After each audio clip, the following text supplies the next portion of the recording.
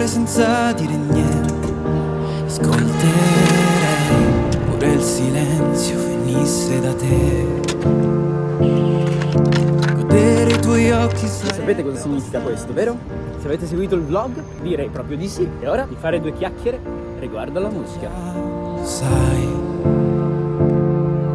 trovare i tuoi sogni e tenermeli stretti finché i dolori saranno dispetti. Strappare un sorriso. Credo fortemente nell'amore e credo sia importante comprenderlo a pieno per poterselo godere. E parte del riuscire a godersi l'amore significa anche comprendere quanto può far star male e perché può far star male. Entrare nel dettaglio a capire tutto questo è la chiave per poi riuscire a sperimentare il vero amore che c'è per tutti noi. Agosto è un pezzo che racconta esattamente quel momento in cui, dopo una separazione da una persona a cui tenevi molto, cominci a renderti conto che non c'è modo di tornare indietro, non c'è modo di riavere quello che hai perso. E molto spesso, per quanto possa far male, per quanto molti di voi che magari si trovano in una situazione di questo tipo, dopo una rottura, abbiano ancora speranza per ricostruire, perché c'è sempre ed è difficile allontanarsi, è l'unico vero modo per andare avanti e staccare tutti i legami, staccare tutti i contatti completamente, e a volte è veramente molto complicato, ne sono consapevole. Ma Agosto racconta di quel momento, quella scoperta che fai quel giorno per un motivo o per l'altro, che ti fa per la prima volta dire veramente no, non voglio andare avanti. Non voglio andare avanti, voglio quello che avevo prima, voglio quella sensazione che mi faceva stare bene e non posso trovarla da nessun'altra parte. Come faccio? Se perdo questa cosa che avevo, come faccio a trovare qualcos'altro? È impossibile, è impossibile. Ecco, renderti conto di quel dettaglio, quello è il primo momento in cui cominci effettivamente a fare un passo avanti. E il secondo passo sarà poi accettare questa cosa. Lo sentirete quando arriva, ve lo posso assicurare, perché è una botta incredibile. Comunque, Agosto fa un'analisi esattamente su questo concetto. Ah, mamma mia, quanto mi mancava Central Park, quanto mi mancava raccontarvi storie da qua. Non lo so, è come se riuscissi ad aprirmi di più in questo luogo per qualche motivo. Ci sono veramente super legato e non è il luogo più bello della città, cioè anche per la vista, no? Il mio luogo preferito al di là del lago, che avete visto tante volte nelle storie. @FraUlaMesta, che seguitemi su Instagram. Scusate questo meccanismo automatico quando dico qualcosa legato a Instagram, o che avete visto comunque anche nei vlog. Sono posti bellissimi rispetto a Dumbo, Roosevelt Island, dove hai una vista sulla città incredibile. Non sono così belli visivamente, però per me io ho un legame con questo posto veramente profondo.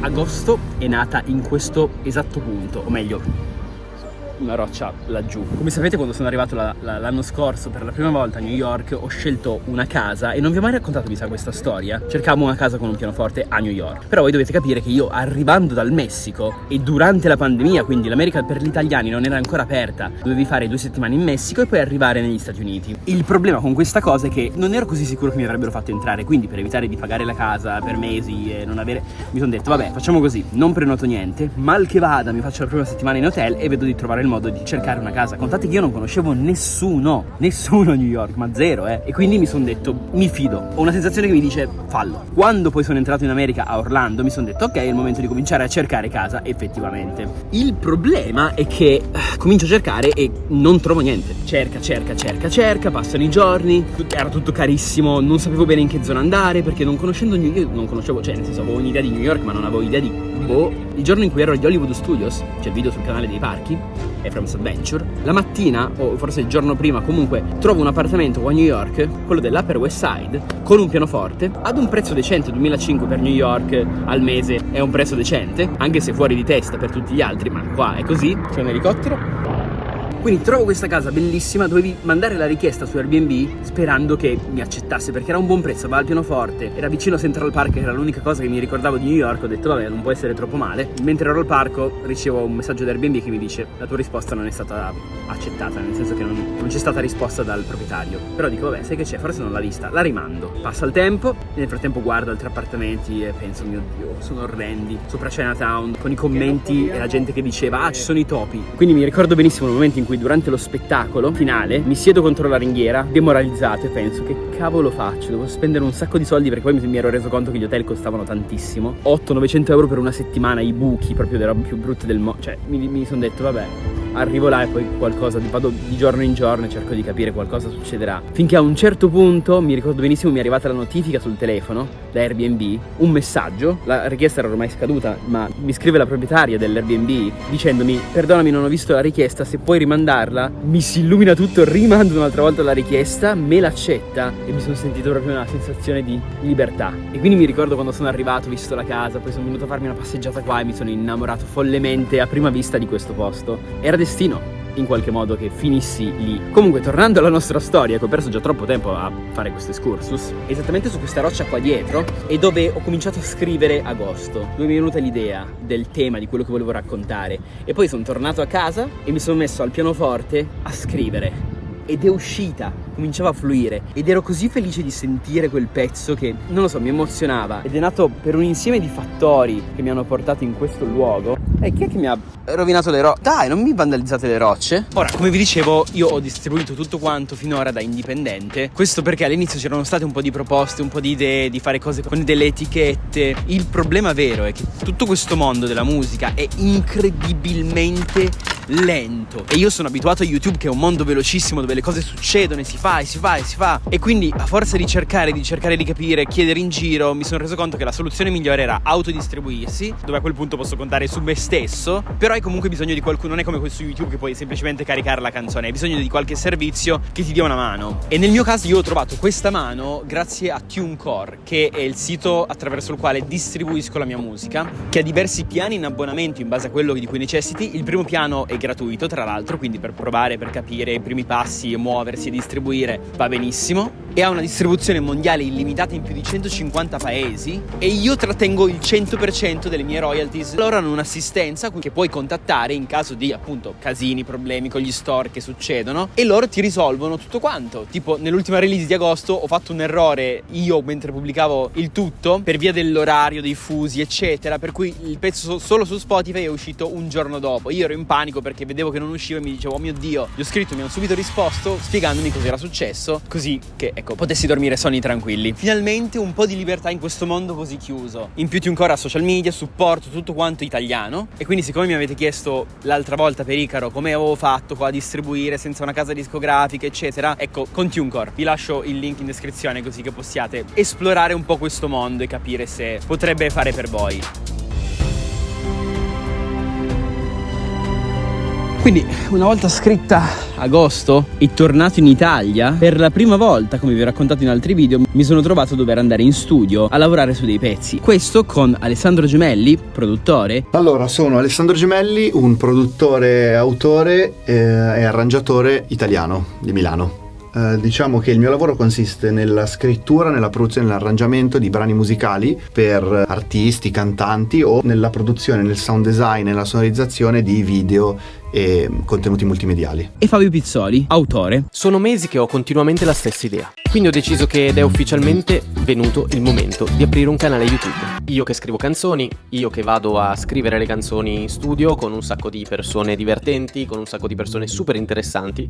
Se Geme, soprannome, mi avrebbe aiutato sulla parte di produzione per rendere il pezzo interessante, metterlo insieme, Fabio mi avrebbe aiutato a dargli un senso a livello di metrica, nel senso che, come sentite dalle note di quando lo scrivevo, sentirti parlare per ore senza dire mai niente, ascolterei pure il silenzio venisse da te. Il tuo cuore come Milano ad agosto, spento ancora più bello se sarei qua. ha comunque qualche problemino di metrica, perché sono robe che io comunque ho cominciato a lavorare 3 anni fa e io non faccio solo musica, faccio tantissime altre cose tutti i giorni, quindi sto studiando, sto imparando ed è qualcosa che non si fermerà mai ovviamente, ma per poter uscire con della musica avevo bisogno di un supporto da parte di altre persone, e quindi quando sentite autore non è necessariamente che la persona ha scritto il testo è tutto mio al 100%. Con Fabio abbiamo cambiato alcune parole per far sì che funzionasse, ci tengo sempre a specificarlo, e quindi mi sono ritrovato con questi due sconosciuti, perché alla fine questo era, a dare vita a una canzone che per me significa veramente tanto. Fabio già mi seguiva online, con Gemme abbiamo cominciato a conoscerci, a creare effettivamente un rapporto. Sono due persone splendide, quindi ho avuto fortuna, diciamo, ma è stato un percorso lungo, perché quel giorno abbiamo dato una sistemata, abbiamo dato una vita effettivamente ad Agosto, che è nata ormai nel 2020, a inizio 2022 se non sbaglio, ed è uscita poi nel 2023, quindi almeno un anno di lavoro tra una cosa e l'altra, aggiustamenti, sistema questo, modifica questa cosa, poi è rimasto lì in stand by, abbiamo lavorato su tanti altri pezzi che man mano magari sentirete, l'abbiamo ripreso in mano e l'abbiamo chiuso. Ma tutto quel processo è difficilissimo, perché devi incastrare i calendari di 3 persone, che già di base è complicatissimo, e poi devi far uscire qualcosa che abbia le giuste emozioni, ma che sia anche accattivante, che sia interessante, anche se c'è da dire che potrebbe esserlo di più probabilmente, ma quello che a me interessa è condividere con voi l'emozione, è la parte più importante per me, e spero lo sentiate, e credo lo sentiate, insomma, da quello che mi state scrivendo, perché ve l'ho già condivisa su Instagram, ora finalmente ve la sto raccontando anche qua su YouTube. Ma quella è della primavera? Mio Dio! Potete ascoltare Agosto, è disponibile su tutte le piattaforme di streaming digitale. Ora sapete il motivo, sapete com'è nata. Quello che io spero è che vi possa dare una mano nel vostro percorso di guarigione, se ne state affrontando uno, o che vi possa dare energia. L'energia che quel pezzo ha dato a me mentre lo scrivevo, mentre gli davo vita per tutto il processo. Cioè, per me è proprio un po' come una meditazione, e quindi quello che è racchiuso lì dentro non sono solo parole, non è solo musica, ma è molto di più. È un modo per non sentirsi soli, per sentirsi parte di qualcosa, e alla fine siamo tutti parte di un gruppo. E questa storia continuerà, questo percorso di guarigione tramite questi pezzi continuerà nel corso del tempo. Ne arriveranno altri che racconteranno altre parti di questa avventura. Quello che vi posso dire è che comunque in generale, nonostante in quel momento sembri la fine del mondo, una rottura, un cambiamento così forte per la vita di qualcuno, se lo sapete sfruttare bene può portarvi in luoghi veramente incredibili. E io stesso pensavo non sarebbe mai stato possibile provare altre sensazioni di questo tipo, non sarebbe mai stato realtà, eppure le ho provate ed è rinato qualcosa, e ho imparato tantissimo, e ora se finisco a soffrire so come gestirmi. Ho imparato perché ho ascoltato i miei sentimenti fino in fondo. Si tende spesso a chiuderli e buttarli via perché fanno paura, ma se imparate ad ascoltarli anche tramite queste canzoni che vanno ascoltate col cuore, beh, credo che alla fine tutto questo percorso, questo momento che state vivendo vi cambierà profondamente e vi renderà delle persone nuove. Questo è il motivo per cui credo nell'amore, e ci sono persone che incontrerete nella vostra vita che vi faranno credere fortemente nell'amore, persone che vi lasceranno invece spaventati e terrorizzati dall'idea di poter amare. Ma l'amore è il sentimento più forte che esista. Non c'è nulla di così intenso, e nemmeno la montagna russa più intensa al mondo, nemmeno lo skydiving, nulla vi potrà dare quella sensazione così potente che vi si sprigiona all'interno. Nient'altro nella vita, l'amore. Quello che voglio semplicemente dire è: ciò che fa paura, come l'amore, è ciò che vi può dare assolutamente di più nella vita. Quindi amate e ascoltate Agosto. Saperlo dimostrare, il tuo cuore come Milano ad agosto, aspetto ancora più bello se sarai qua, oh, se sarai qua, ma freddo come l'inverno.